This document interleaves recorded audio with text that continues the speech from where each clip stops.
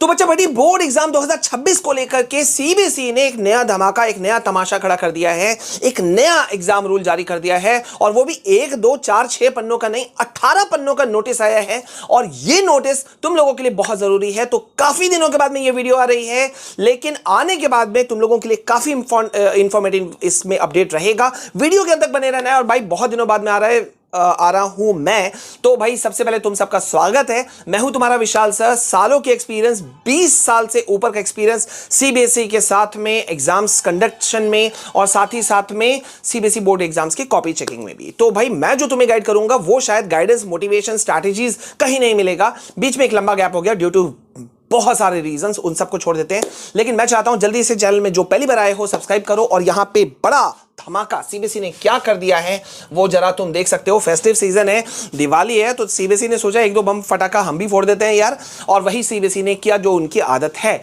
अब एक बड़ा नोटिस जारी हुआ और ये नोटिस जारी हुआ है 18 पन्नों का। चिंता नहीं करो, 18 पन्नों का नोटिस तुम्हें पढ़ने की जरूरत नहीं है, तुम्हारे विशाल सर हैं यार। मैं जो तुम्हें बताऊंगा बहुत ही क्रिस्पी मैनर में बताऊंगा, लेकिन तगड़े बात बताऊंगा, ठीक है। और प्लीज यार थोड़ा सा बोल्ड होकर के रहना, क्योंकि जो ट्रू चीजें हैं वही यहां पे बताई जाती हैं, कड़वा सच बताया जाता है और वो तुम्हें फेस करना है। वैसे भी सीबीएसई ने इस बार काफी नए रूल्स जारी किए हैं, ये तुम्हें पता है।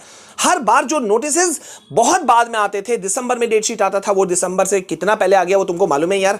हाँ, कितने सारे चीजें। उसी तरह से ये एक चीज भी बहुत पहले सीबीएसई ने जारी कर दिया। अगर तुम दिवाली के रेस्ट सीजन में जा रहे हो तो मत जाओ भैया। यहां पे देखो सीबीएसई का सर्कुलर जो है इस बार खतरनाक रूप में आया है। जरा यहां देखो, कलरफुल सर्कुलर भी है, देख रहे हो।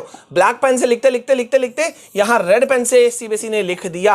अब रेड पेन से उन्हीं चीजों को लिखा है जो बहुत खास है। तो यहां पे क्या है खास और क्या नए स्ट्रिक्ट रूल्स इस बार सीबीएसई ने जारी कर दिए हैं तुम्हारे बोर्ड एग्जाम 2026 को लेकर के, सब कुछ डिस्कशन करेंगे। लेकिन मैं चाहता हूं यार, तुम लोग भूल जाते हो, टेंशन में भी रहते हो, I can easily understand, but please यार एक सेकंड के लिए वीडियो को लाइक कर दो और कमेंट सेक्शन में अपना क्लास, अपना नाम जरूर बताओ, ठीक है। लंबा गैप हो गया, लेकिन यहां से मैं तुमको हर चीज पे गाइडेंस दूंगा। तो यहां पे सीबीएसई ने क्या किया है अपने सर्कुलर के द्वारा, ये सर्कुलर पहले तुम देख लो जरा सा, ठीक है।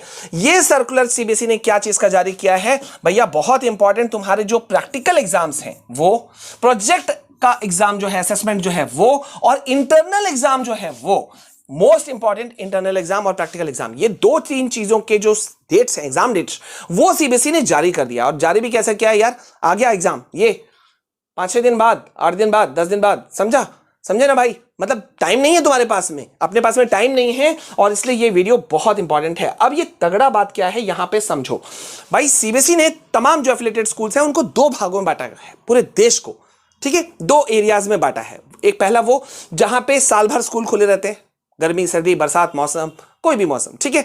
और दूसरा वो जहां पे विंटर बाउंड एरियाज जिसको कहा जाता है, जैसे कि उत्तराखंड हो गया, हिमाचल प्रदेश हो गया, जम्मू कश्मीर हो गया, सिक्किम हो गया। इन एरियाज में नवंबर दिसंबर के समय पे तेज बर्फबारी होती है, स्कूल्स बंद करने पड़ जाते हैं। तो सीबीएसई ने कहा भैया तैयार हो जाओ, इन एरियाज में जो एग्जाम्स कंडक्ट किए जाएंगे, प्रैक्टिकल और इंटरनल एग्जाम्स, वो एग्जाम्स कंडक्ट होंगे 6 नवंबर से लेकर के 6 दिसंबर, मतलब अब बस कुछ दिन बचा है।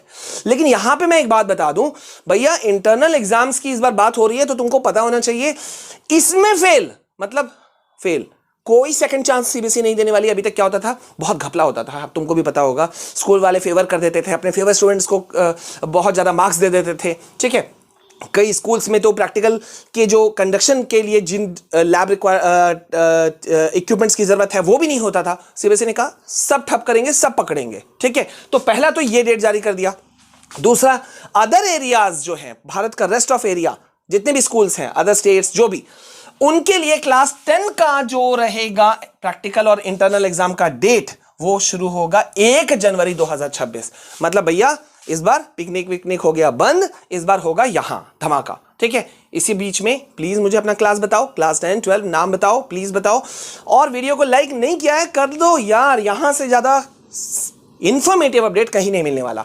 अब क्लास 12 वाले जो बच्चे हैं उनका प्रैक्टिकल और इंटरनल एग्जाम जो होगा वो कंडक्ट होगा 12 फरवरी से 2026 से, ठीक है।